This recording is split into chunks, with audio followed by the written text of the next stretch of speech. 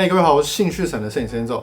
那在我收到这一次的全新镜头，也就是 Sigma 2470 f2.8 DGDN 2代的时候呢，我突然想起一件事情，我仔细想了一下 ，Sigma 2470 2.8 DGDN 是我人生中第一颗评测的镜头，你没有听错，第一颗，哇，5年了，各位，5年了。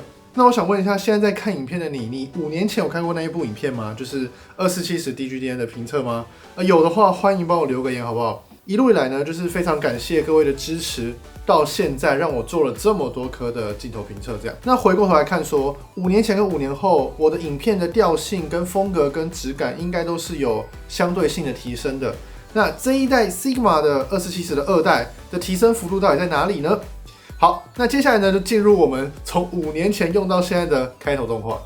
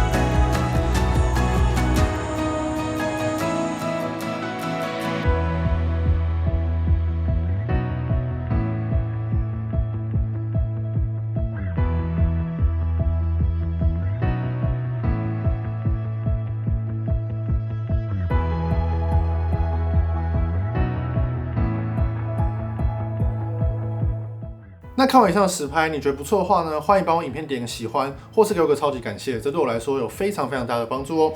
那我们接下来就来聊一下这一颗 Sigma 2470 f2.8 DGDN 2代 Art 的镜身外观呢是长什么样子哦。那首先呢，它的变焦环呢一样跟 GN 是反方向的，所以呢你是逆时钟转呢，是从24到70端这样。然后其余镜身设计呢都非常的专业，有2个自定按钮，你可以制定你要的功能，然后你有手动对焦跟自动对焦的切换，然后呢还有这个 Lock。这个 lock 我很喜欢哦，就是说你 lock 住的时候呢，24端呢是会卡住的，但是如果你转它的话，是会被转开的，有看到吗？这个不是说我太用力，而是它原本就这样子去做设计。那这一点我觉得不错，因为有些镜头 lock 你要多一个动作去把它解开 ，Sigma 这个设计呢就是相当的方便。平常 lock 住呢，你也不用管它，你要用的时候就直接转开就好了。所以我很喜欢这个设计。然后再来呢，就是这颗镜头呢跟1代的差别就是说它有了光圈环。如果你是习惯在前面调整光圈的话，那我觉得光圈环是个不错的选项。但我自己不是啦，所以我不知道大家是不是习惯这个东西。然后你一样可以把它切换成无段光圈或是有段光圈，这些功能呢都有。然后你也可以把它 lock 住，把它锁在 A 的部分，这样你就不会动到前面的光圈环咯。所以一切的设计呢都是非常的专业。那它跟1代比起来差在哪里呢？第一个就是它的重量还有体积哦，全部都减少很多。第一个就是它的重量哦，从835克变成735克，直接减了100克。那这100克呢是有感的，因为它连体积呢都有明显的缩小。那我们就直接来跟2470 GN2 摆在一起就知道了，它们2颗镜头呢几乎是一样大。重量的话呢，2470 GN2 呢比较轻了一点，它是695克，所以轻了40克左右。那我觉得40克呢其实没有到很有感，你拿在手上呢没有什么太大的差别，因为这2颗镜头的大小呢是差不多的。然后 Sigma 这个镜头呢，镜身的这个区域呢还会再更细一点点，所以比较好握一点点。2颗镜头呢在变到70端的时候呢，长度也都差不多，所以外观上、体积上、重量上呢，都跟2470 GN2 算是看齐了。虽然重量上没有像 GN2 一样那么轻，但也只差一点点。所以这颗镜头呢，其实是目前市场上无反相机里面2470 2.8第2轻的镜头哦。这颗镜头呢，在画质上呢也是拉好拉满，非常的锐利，在各个焦段下，我的实拍照呢放大起来看，都是可以数毛的，所以它的画质基本上不用担心。因为它的镜组设计呢，虽然看起来跟上一代非常的相似，但它多使用了2片非球面的镜片，让它的 MTF 图的表现呢更好。我在拍人像的时候呢，它的整体散景感受，我也觉得都是很舒服的哦。那我们接下来就来看大重点，就是这一颗镜头跟2470 GN2 的整体表现比较起来到底怎么样？那我们先来看一下，就是 Sigma 这颗镜头呢，24端的变形量大概是长什么样子哦。这是校正后的画面，这个是没校正的画面，这是它24端的变形量。望远端呢，老样子都是整状变形，所以也是这样子校正回来。那我们现在看到呢是 GM2 的原厂的变形校正，这是24端，然后再来呢是望远端，也是差不多的感觉哦。那我们现在就来看深度的画质比较。那这里的话呢是 Sigma， 这边的话呢是 GM， 那这都是我已经有超大的裁切之后的。那我们放大之后呢，可以看到说，在4200万画素无低通的情况下，两者的中央画质呢可以说是非常非常的接近，没有到什么太大的差别，基本上超级够用。这是无低通哦，所以如果你是用什么 A74 的话，那基本上画质就是没有什么差别。F4 的话呢，画质当然很好啦，这就不用比较了。5.6 的情况下呢，也是一样，画质表现呢相当良好。8的时候呢，画质也没有什么太大的下降。那我们来看一下 F11 哦，这算是见真章的时候，看哪一个会先下降。好，我们可以看到说呢，在 F11 的时候，两者都没有什么太大的下降，表现还是很好。在16的情况下呢，两者也算是还蛮均衡的下降哦。同时在这个期间点呢，开始解像力变得更低了哦。齿端纹路这里的话呢，好像 Sigma 输了它一点点，但是也是微乎其微啦。那22的情况下呢，两者就是下降还蛮明显的啦，基本上纹路都没有什么出现了，这是我真的放很大哦。但如果你是放小图的话，表现其实还是都很好哦。目前看起来中央画质的表现呢，真的很接近。那在24端的情况下呢，我们可以看到这个边角画质，其实两者表现也还不错，但我会觉得 GM 呢好像再锐了一点点，在这个部分叶子的部分这样。那在 F4 的时候呢，我们可以看到说 Sigma 的边角画质呢算是有蛮明显的改善，这叶子呢都变得更为的清晰可见哦。在 5.6 的时候呢，两者就算是还蛮接近的。F8 拍风景应该非常的好用。那两者在 F8 的边角画质，我觉得感觉是最好的时候。那在 F11 的时候呢，两者就算是非常的接近哦。F16 的话呢，在边角画质上面，两者也没有什么太大的区别。22的时候呢，我会觉得整体来说呢，两者都下降的很明显。那一样在 2.8 的情况下呢，两者中央呢就非常非常的锐利。那再来呢，说到 F4 的表现呢也相当良好，画质表现呢相当优异。那 5.6 呢，基本上两者也是没有什么区别啦。70端在 F11 呢也没有什么太大的下降。再来呢是16，那 F16 呢，在这个环境下，70端其实画质表现，我觉得整体来说呢，也是真的没有什么下降，所以这颗镜头中央画质呢非常的夸张。22的时候呢，当然就是有明显的下降咯，但是也没有很明显，没有像广角端一样那么的明显。那我们来看一下跟 2.8 到底差多少，我们跟自己对比一下，这是 F4，这是22，所以画质真的有差。那我们来看一下边角画质表现。那在 2.8 的情况下，放大来看，我会觉得两者的锐利度表现呢都还行，但色散的话呢 ，GM 好像会多一点点。到 F4 之后呢，两者的暗角表现呢有些微的改善，然后画质体验的话呢，两者表现算是比较接近了。我们一路说下去，就算到 F11 左右，感觉画质还是都很好，但 GM 还是会有小小的色散出现。22的时候，两者算是都有下降。那在高画素机身呢，也喂得饱。所以我相信这颗镜头的画质呢，大家应该都是不用担心的哦。那我们现在呢来看发色对比哦。那第一个这个场景呢，我先不说是谁拍摄的，你们应该看得出来吧？这个场景呢，我特别选了一个就是颜色比较多元的地方，所以应该看得出来两颗镜头的色调有一点不一样。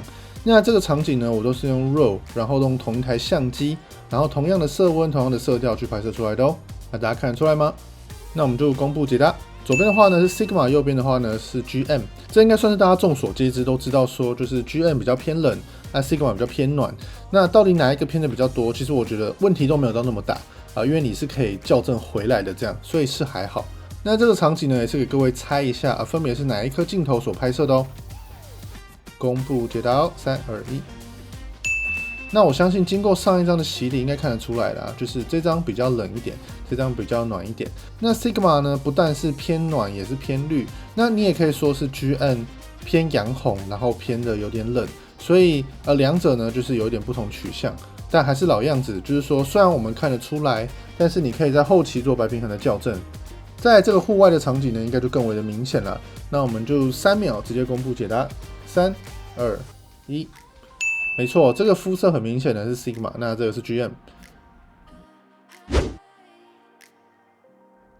那我们现在来看这个散景对比哦。那这个情况下就不是 RAW， 然后用一样的色温喽，这就是机身的自动色温啦。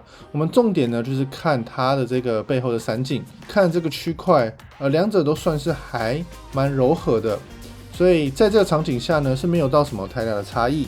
那第二个这个场景呢，我们可以注意到后面这边的光斑的感受。那这边可以看出来 Sigma 的二线性比较重一点点，然后 GN 的感觉比较柔和一点。这个呢就是看个人喜好啦。那我自己会觉得都可以，没有到什么不行，因为其实两者对我来说都还算是蛮柔和的散景啦。因为我平常其实很喜欢用老镜，所以这感受呢是差更多的。那第三个这个主要是注意那个素印的这个散景哦。如果是在这种很单一光源的情况下，其实两者靠近边缘的散景的感受都还蛮像的，就多少都有一点泡泡感，就是有一点二线性的感觉。所以我个人会认为说，这两颗镜头的散景差异呢，并不是到非常非常的巨大。那我们接下来看到这个抗耀光表现哦，抗耀光的部分的话，我会觉得说 GM 的对于暗部细节的保留的程度呢是比较多一点的哦。但是在抗耀光这个光点上面的话 ，GN2 呢会比 Sigma 还要再更为的明显，所以也是各有优缺点。说到22的时候呢，这个镜头耀光呢全部都跑出来。那两者你们比较喜欢哪一台呢？我觉得表现都算是正常范围内，但是 Sigma 的话呢颜色会比较多一点 ，GN 的话呢颜色就是绿色还有蓝色，一点点橘色这样，很难说谁赢谁输。最近对焦距离呢，也是这颗镜头的一大优点。它的广角端呢可以到17公分，望远端呢可以到34公分。它的广角端的对焦距离呢是比遮光罩还要再更近的哦，所以你要拆了遮光罩才可以使用它的最近对焦距离。那这个表现呢是比 GN2 还要再好的。大家看这个放大倍率的感受呢是有蛮明显的差异哦。然后在望远端的情况下呢 ，GN 会比较近，是30公分，它的话呢是34公分，所以就是说有输有赢啦。看大家比较在意的是70端的对焦距离还是24端的对焦距离咯。那再来呢，就是说它的对焦速度表现。那它在24端的对焦速度呢，我觉得看起来好像比 GN 还要再快一点点，就整体驱动的速度感受。Sigma 用的马达呢，一如既往的都还是很好的，就副厂的顶尖啦。那在70端的时候呢，反倒是 GN2 呢比较快一点，所以这两颗镜头又跟前面一样，就是24端它比较强，70端 GN2 比较强咯。那看到现在呢，你们觉得这一颗镜头还有 GN2 哪一颗镜头的表现比较好呢？都欢迎留言跟我说哦。那现在到总结时候了，这颗镜头到底适合谁购买呢？第一种呢，就是如果你追求轻量化、CP 值跟高画质的话，那这颗镜头呢，我非常的推荐给你哦。它的价格呢是39900，比原厂还要便宜蛮多的。虽然比一代还要更贵，但它整体的镜身设计呢，都是有蛮明显的进步。最大的重点就是说，它体积跟重量呢，都跟 GN2 是非常非常的接近哦。那第二个非常适合购买的人就是说，因为2470我们都知道说就是一个最泛用的焦段嘛，所以如果你今天还是用 kit 镜，像是2870或是2860之类的镜头的话，你今天想要一次到位，把你的标准焦段升级成最高级的情况下，那你适合购买这颗镜头。目前来说的话，它比一般的2875呢还要再更广一点。然后就像刚刚说的一样，它的价格呢也比原厂还要便宜。所以如果你想要入手你的第一颗镜皇的话那这颗镜头呢非常的适合你哦。那以上呢就是关于这颗镜头的评测报告。大家如果还有任何问题的话呢，都欢迎留言询问我，我都一一回答给各位。那喜欢这部影片的话呢，欢迎帮我订阅、分享、打开小铃铛，谢谢各位。我是兴趣闪的摄影师 Enzo，拜拜。